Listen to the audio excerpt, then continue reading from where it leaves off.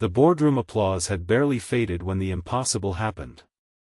In the bright afternoon sunshine outside the company headquarters, a blind little boy suddenly turned his face toward a stranger carrying his daughter on his shoulders and whispered, "Say it again." His mother froze so completely that her phone slipped from her hand. For nearly 4 years, her son had spoken only a handful of words after losing both his sight and his confidence in a tragic accident. Yet somehow, the voice of an ordinary single father had reached a place no doctor, therapist, or fortune ever could.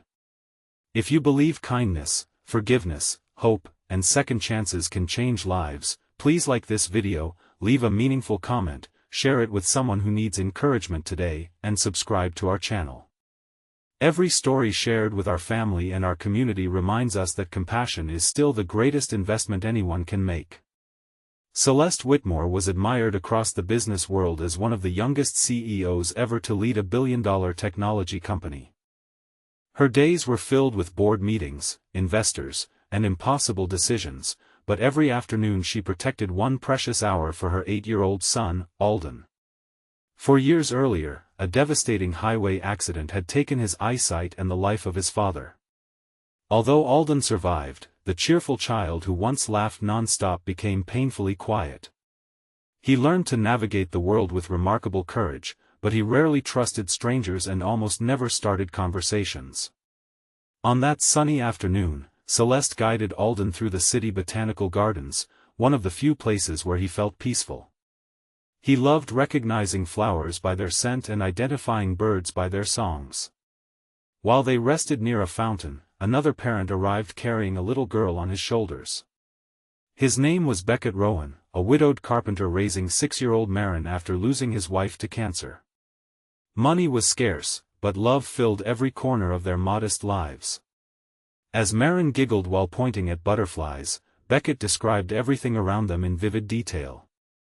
He spoke about the warmth of the sun resting gently on the flowers, the cool breeze dancing through the trees, and the sound of water sparkling against smooth stones. He wasn't performing for anyone. He was simply helping his daughter notice the beauty hidden inside ordinary moments. Alden quietly tilted his head toward the unfamiliar voice. Then, almost as if awakening from a long silence, he softly whispered, "Say it again." Celeste's heart stopped.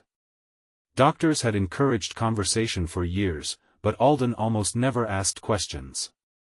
Yet now he leaned forward, eager to hear more. Beckett, unaware of the miracle unfolding, continued describing butterflies floating like tiny pieces of living sunlight. Alden smiled for the first time in weeks. Tears filled Celeste's eyes. She thanked Beckett before explaining, with trembling emotion, that her son had rarely spoken since the accident. Beckett looked genuinely surprised. He hadn't done anything extraordinary. He had simply spoken with warmth instead of sympathy. From that day onward, the two families kept meeting in the gardens every sunny afternoon. Beckett never treated Alden as someone defined by blindness. Instead, he invited him to experience the world through sound, touch, scent, and imagination. Together they identified different trees by feeling their bark. They guessed birds from their songs. They counted fountain splashes and followed the fragrance of blooming roses carried by the wind. Little by little, Alden began asking questions. Then came laughter. Soon afterward came stories. Each new word felt like another sunrise after years of darkness. Meanwhile, Marin and Alden became inseparable friends. She described clouds, flowers, and colorful kites with such joyful detail that Alden built beautiful pictures entirely inside his imagination. He often smiled before she even finished speaking. Celeste watched everything with quiet gratitude. For years she had believed expensive specialists alone would heal her son. Instead, healing arrived through patience, friendship, and one ordinary father who never expected recognition. One afternoon, Beckett arrived looking unusually worried.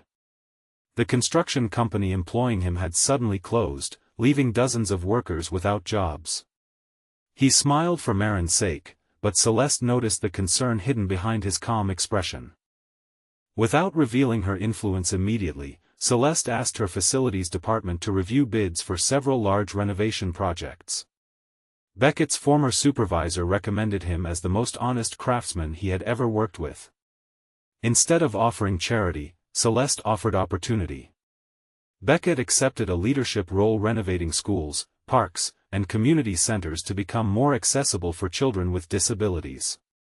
His ideas transformed dozens of public spaces, creating playgrounds where every child could belong regardless of physical challenges. Months passed. Alden's confidence blossomed alongside Beckett's new career. Although blindness remained part of his life, fear no longer controlled it. During a community celebration for the renovated botanical gardens, Alden stood before hundreds of guests with his guide cane resting beside him. For the first time since the accident, he volunteered to speak publicly. His short message brought many people to tears. He explained that losing sight had made him believe the world had become smaller.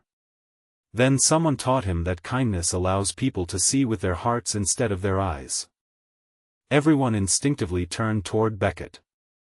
The humble carpenter lowered his head, embarrassed by the attention. He still believed he had done nothing remarkable. But Celeste knew better. She realized success in business had taught her how to build companies. Beckett had taught her how to rebuild hope.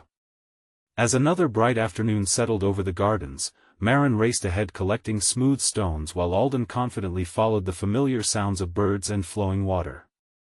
Celeste walked beside Beckett, grateful that life sometimes places extraordinary people in ordinary moments. The greatest miracle wasn't that Alden had spoken again. The greatest miracle was that one compassionate father had reminded a frightened little boy that his voice still mattered. Before this story ends, we'd love to hear from you. Leave a meaningful comment telling us whether you believe a single act of kindness can completely change someone's future. Your words might become the hope another person needs today.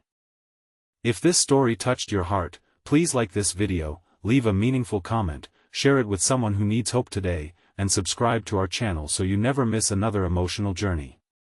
Because the brightest light in this world isn't always something we see with our eyes. Sometimes it comes from a gentle voice, an open heart, and an ordinary stranger whose kindness helps someone else discover the courage to speak again.